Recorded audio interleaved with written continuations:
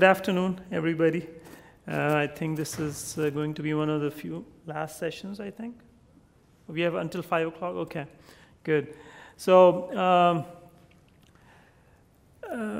I think, some of the information you're going to see in this presentation, I think it's just going to recap some of the ideas and things you're hearing since yesterday. Just a little bit about myself. I started as a back in 2002, 2003 timeframe.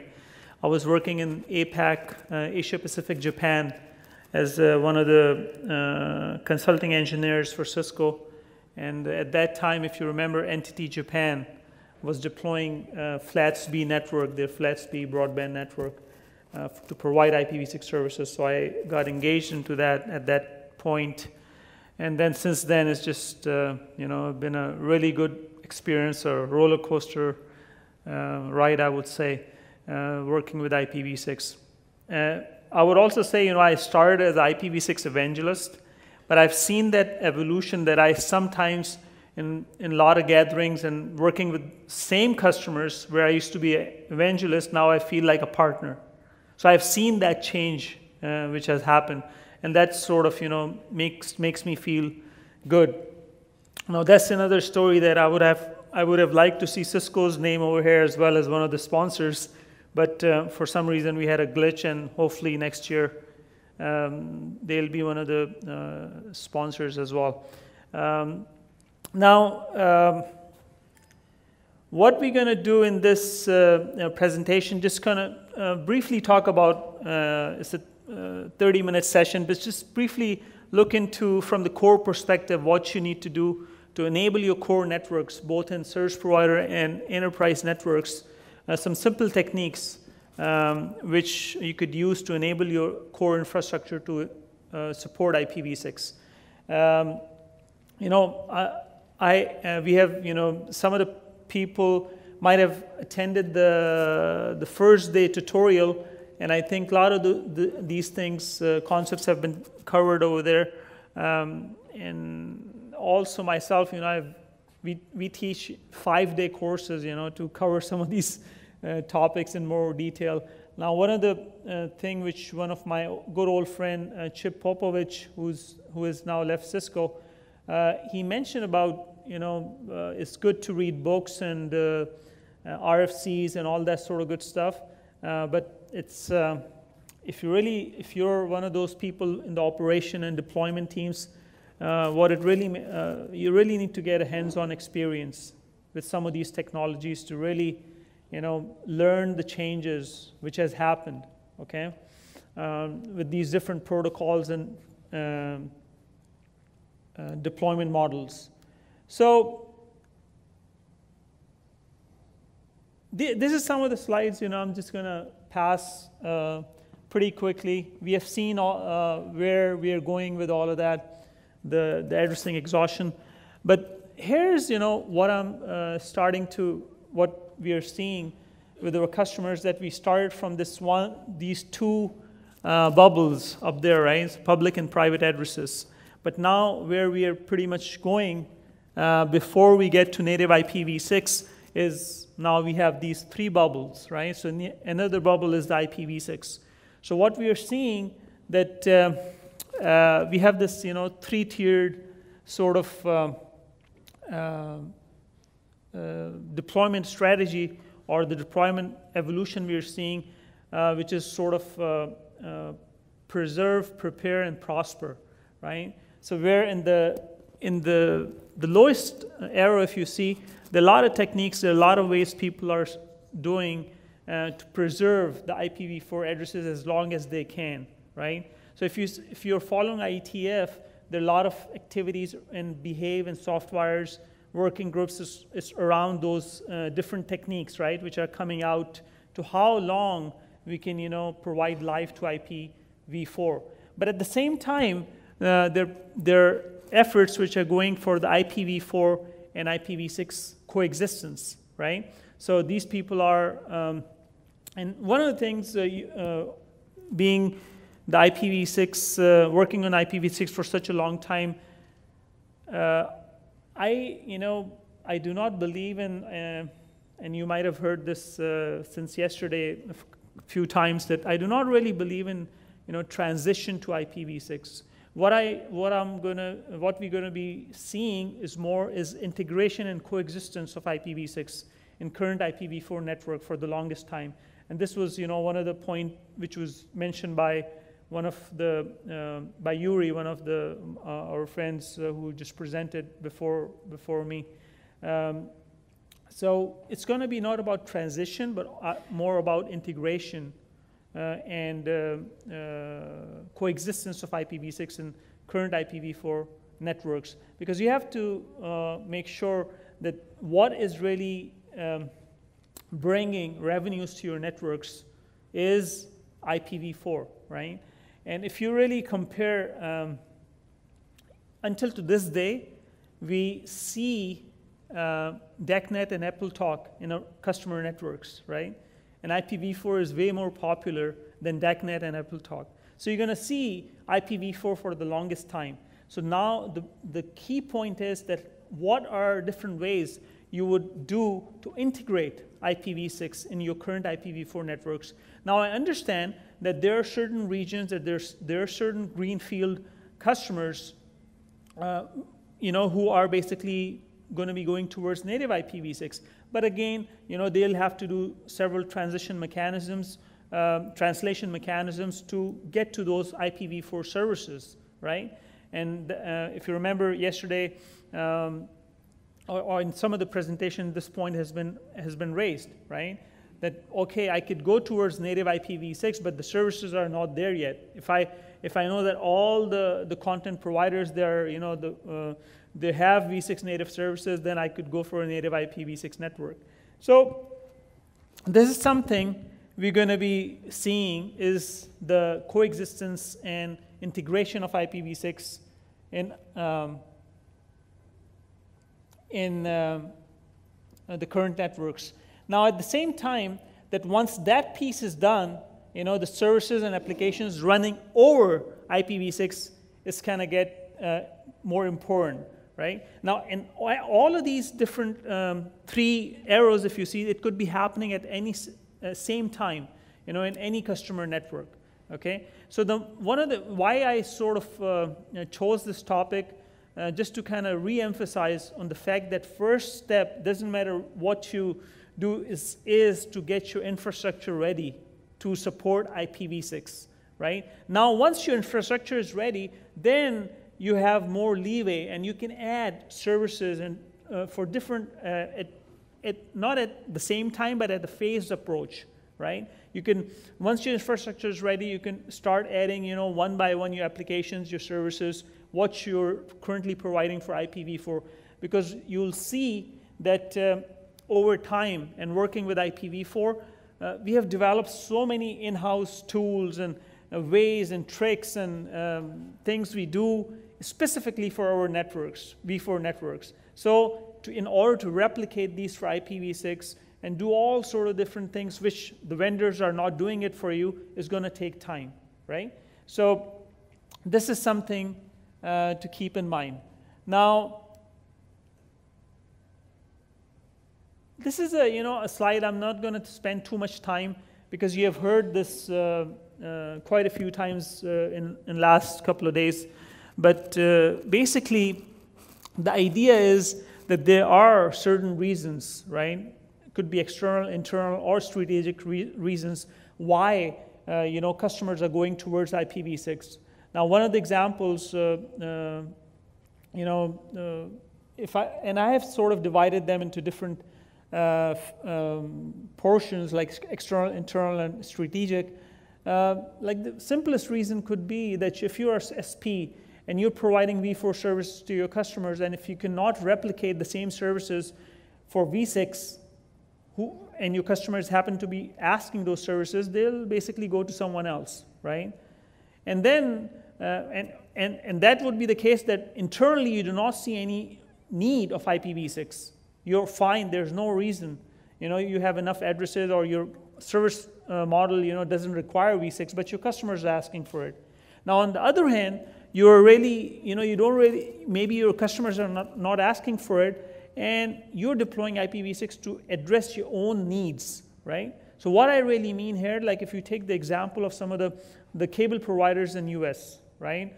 The Comcast and the Time Warners, right? They have over 25, 30 million customers, and they ran out of IPv4 addresses, you know, private addresses quite some time ago, because their model is that the way they do the deployment, they have two addresses. They have these millions of set-top boxes, cable modems, where they provide private IPv4 address to manage these cable modems and set-top boxes.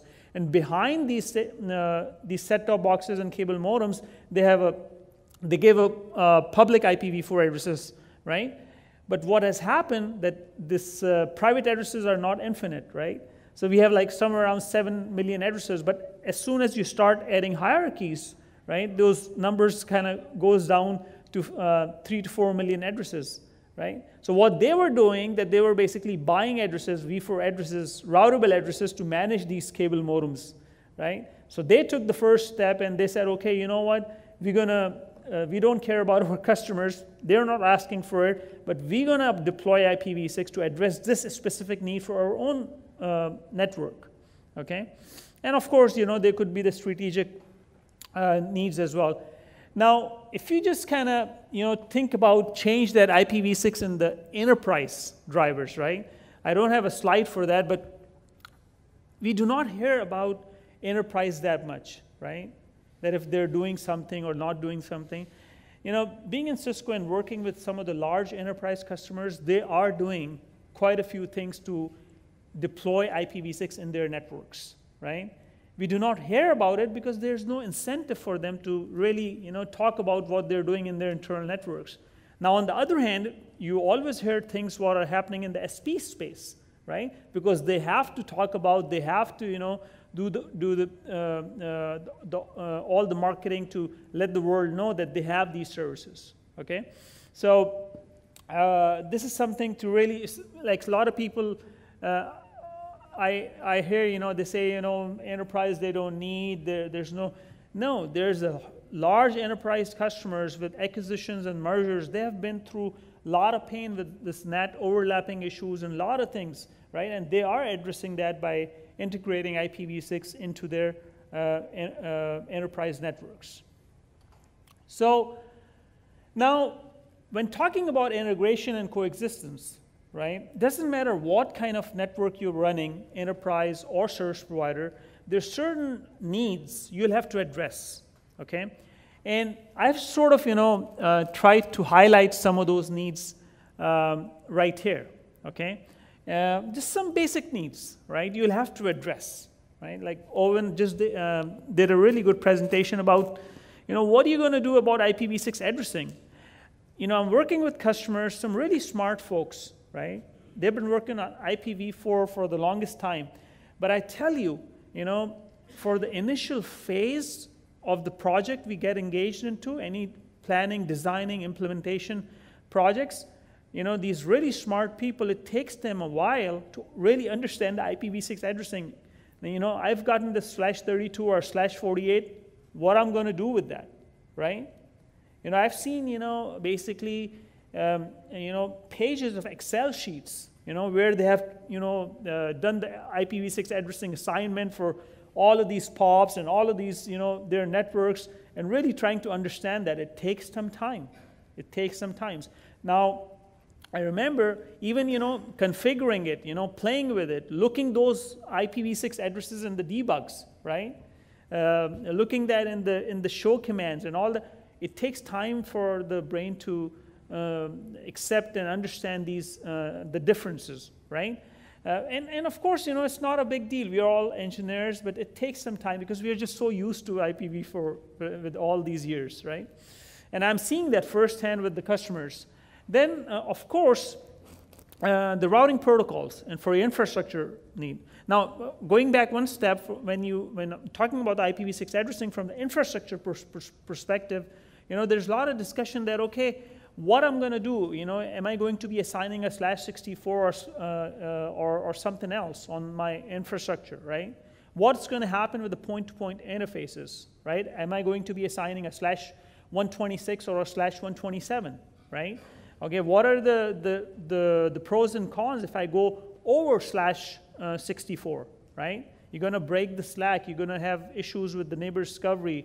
There are a lot of things, Anycast, there are a lot of things you have to kind of think about to really have that plan, that what are you going to do for the IPv6 addressing scheme. Then going a step ahead, once you're done with that, you'll have to think about, okay, I'm enabling my core network for the IPv6. Now, what's going to happen with the routing protocol? Now, if I'm doing IPv4 and IPv4 network, if I'm doing OSPF version 2, am I going to go towards OSPF version 3, or is it going to be something else for my v6 routing protocol?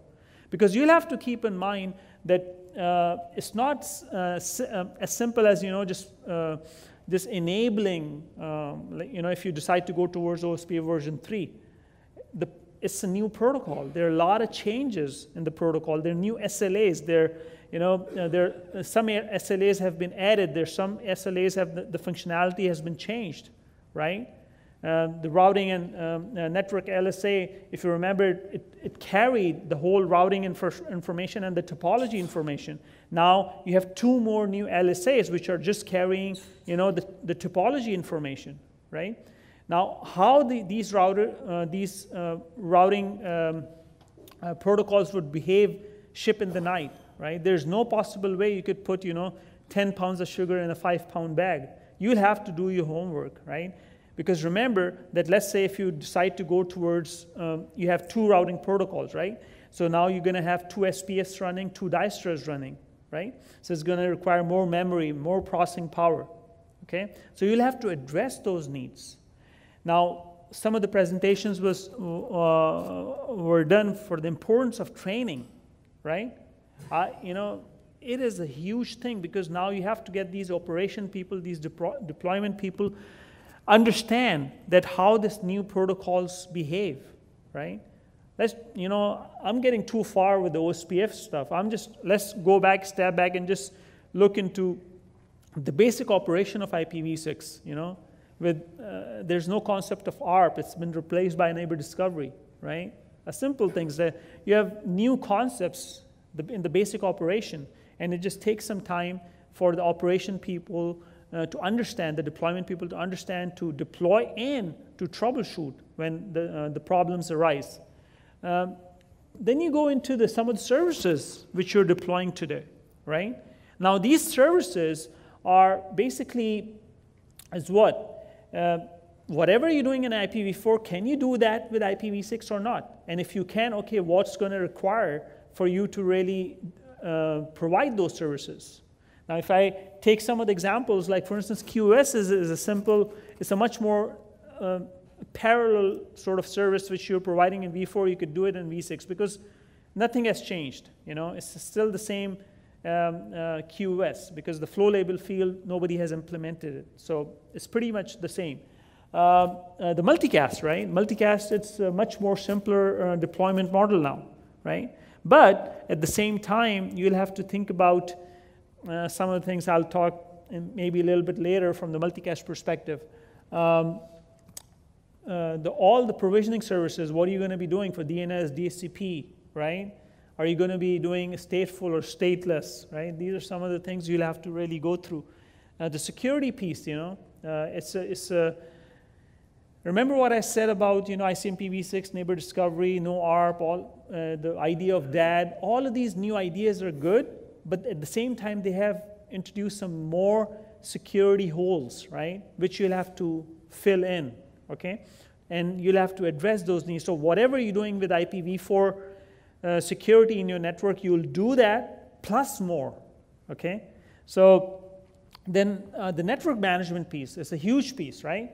Now, remember what I said about that in the beginning, right? Or what we are seeing right now is more about integration and coexistence. So the network management piece could be simpler. Now, why do I say this? That if you're already doing IPv4 and IPv6, so then you can basically, you have this coexistence. So you have MIBs which are available, which could use IPv4 transport, okay? So you could provide, as long as you have dual stack networks, you could provide network management services simply, okay? Another important thing which I mentioned about, remember that example I gave you about OSPF v2 and v3, how the more processing power, more memory is needed because now you have two distros running, two SPFs running. So you'll have to make sure that the products you're choosing, they're able to do that, okay? They're doing everything pretty much what you want to do in the hardware, okay? And just do not accept, you know, think that, you know, whatever vendor you're using in IPv4 world, for your IPv4 needs, they could do the same for IPv6, so you have to do the due diligence. Now, quickly just looking into some of the SP core networks and the deployment models. Now, in the core networks, you know, you could be from two camps. Either you could be from the people who are native IPv4 camp, right? Or you could be from the MPLS camp, right?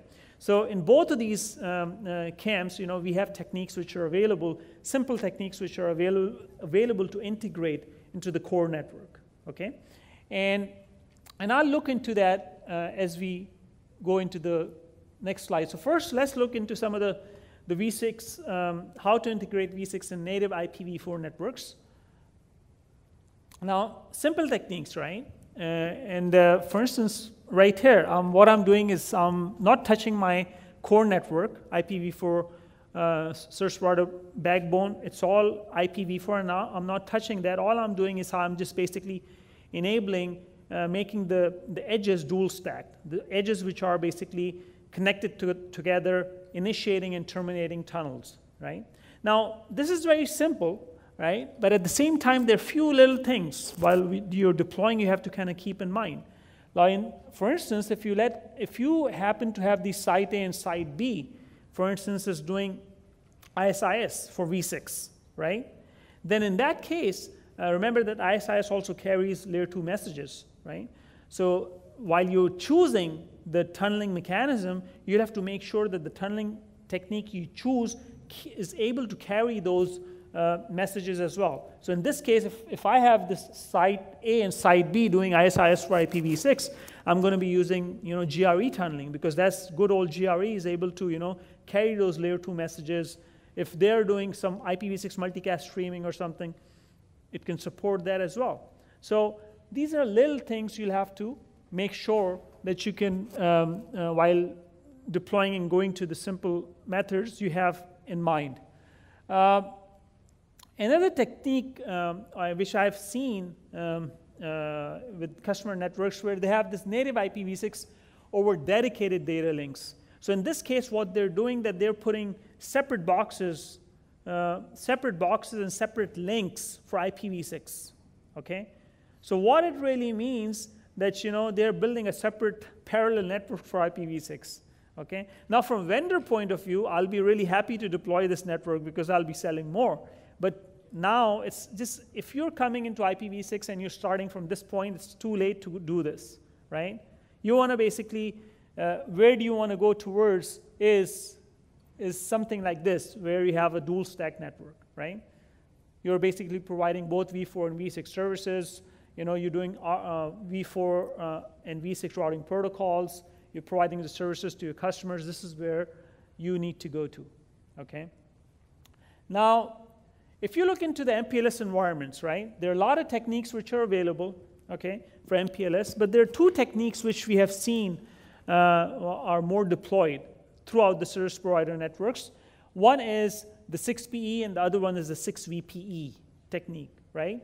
Now, the 6PE, for instance, is a very simple technique. If you go to the RFC, it's called BGP tunneling, right? Because all you're doing is basically you're enabling, you're not touching your P routers, your core routers. All you're doing is just making your PE routers a 6PE router, which is just a term, right? All you're doing is your PE routers are basically dual stack routers supporting the 6PE functionality, right? So but remember, keep in mind that the 6PE is only about carrying IPv6 prefixes from one end to another end. There are no VPNs over here, okay? All I'm doing over here, I'm using multi-protocol IBGP, right, to carry this information from one end to another end, okay? You can, you know, provide these services. From the days of NTT, Entity East, this was the first technique they deployed. And Cisco is one of the inventors of this technique.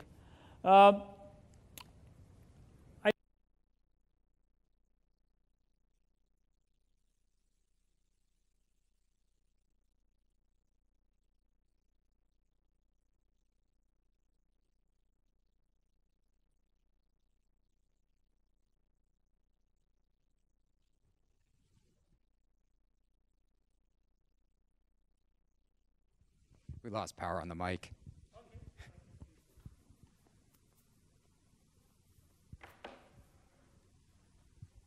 So Ed, can I have like a few minutes, extra minutes? Okay, good.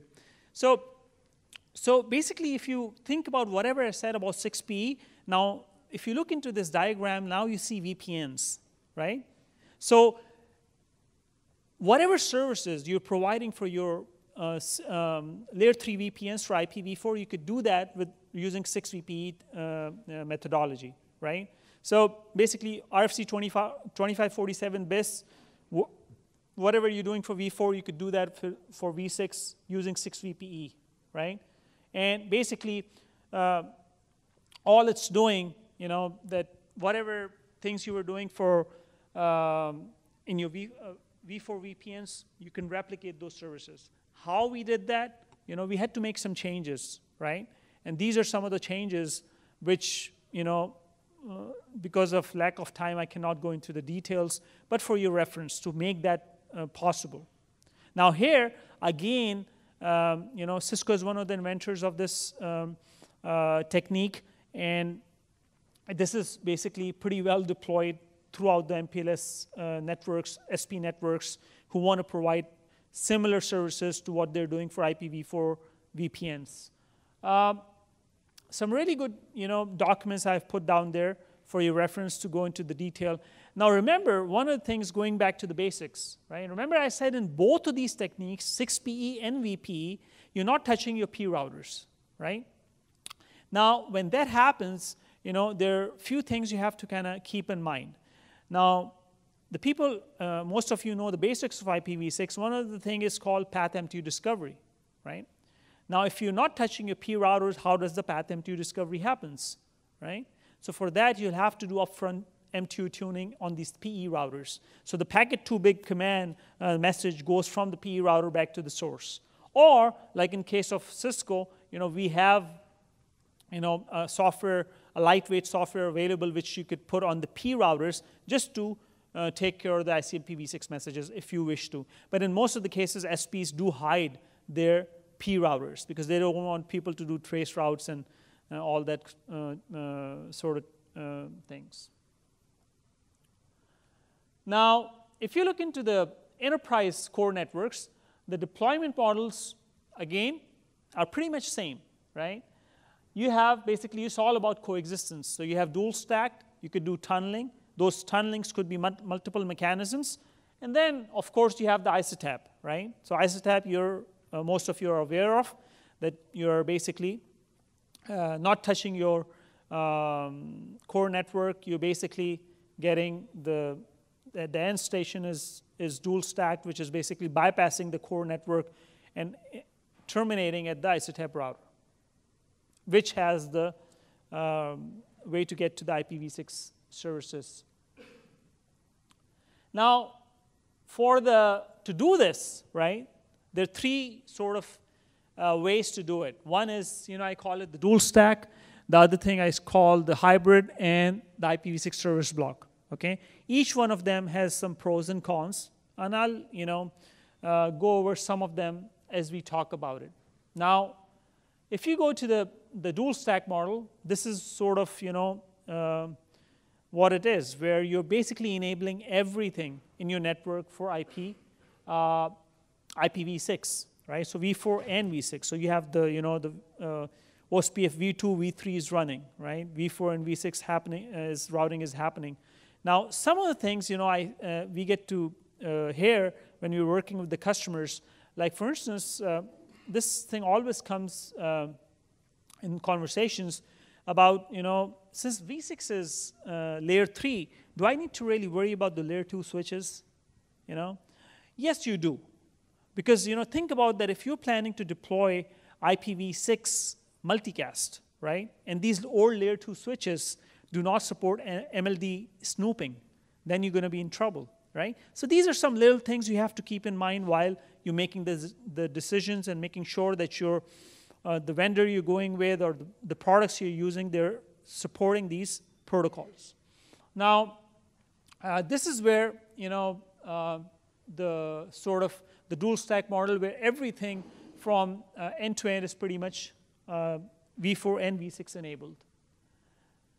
The hybrid model is something like this, which is basically what? If you see that you have both, there's some part of the networks which you cannot upgrade, right?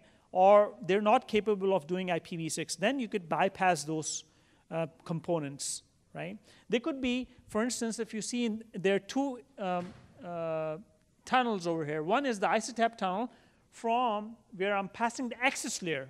Access layer is not capable of doing IPv6, so I'm bypassing that layer and I'm terminating my tunnels at basically the core layer and then going to the services.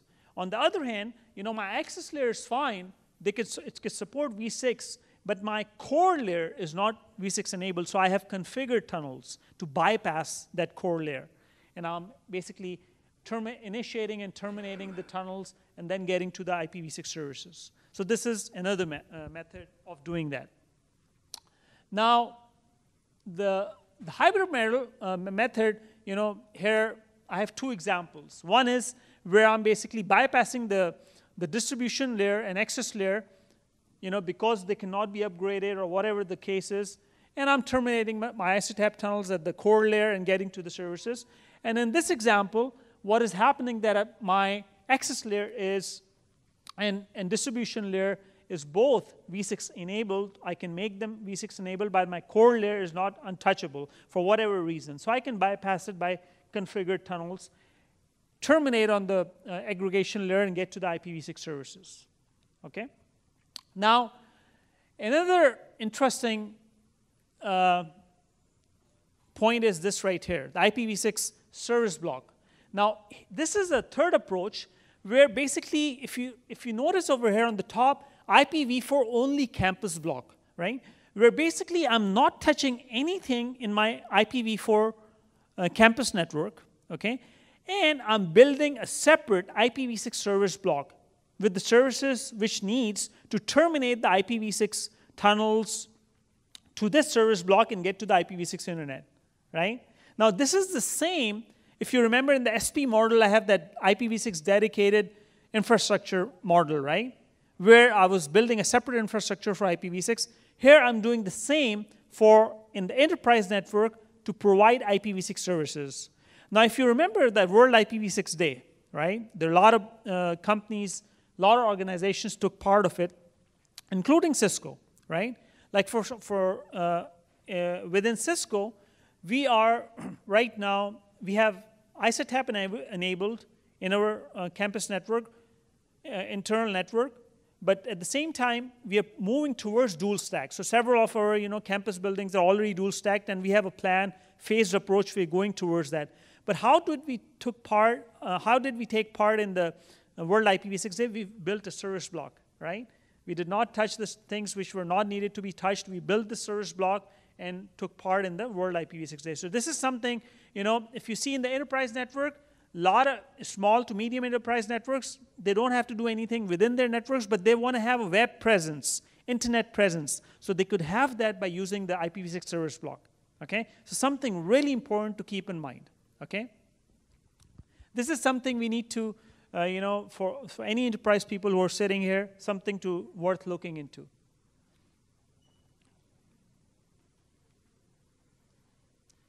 Now, there's some deployment models for WAN, branch, and remote. I'm just going to pass it because there's no time left. And this talk is more about the core, but this is for your reference. So in the end, I would like to just, a few things which has been, every speaker is talking about. Get yourself ready, get into the labs, get your, go through the trainings, start getting your, the lab network, small pieces of your network ready to do IPv6, okay? This is very important because it's going to take time to absorb the information, to understand the changes. There's some really good, for instance, some good books which have been written as well from the deployment perspective specifically. And you know, I'll just take this opportunity to self-promote as well. One of the books which I wrote with one of my colleagues with Wiley Publications talks about specifically about the broadband V6 deployment models, including some of the newer models like 6RD. We have a whole, you know, a case study which we did with one of the engineers from Free. And then there's some other books which are, you know, mentioned over here. General deployment book by Chip and team. Also, a recent book on specifically on V6 deployment for enterprise network. My book is more about the broadband access networks. So there's some really good material which is available. Always, I would like you to go towards some of the sites which are listed. A lot of knowledge base which we have built to make this, you know, integration and coexistence possible. A really important thing, how many of you are kind of aware of this support communities? This is, you know, I would really like you to, doesn't matter if you're a Cisco customer or not a Cisco customer, this is just from Cisco, this has done this to promote IPv6, right? There are over 200,000 technical experts who contribute to this, this Cisco support community. And we have a separate Cisco support community for IPv6, right? And where you'll find a lot of blogs, a lot of you know, information. You can post questions, not necessarily Cisco employees, but anyone who's contributing to this will share their experience with you. So it's a really good sort of a platform to exchange information and help the people who are trying to go towards IPv6. Okay. I think there's always they have these different webinars. I know I have one scheduled sometime end of this year. So something I would really encourage everybody to use and benefit from. Okay. With that, you know, I'll basically end this and just leave the floor for any questions.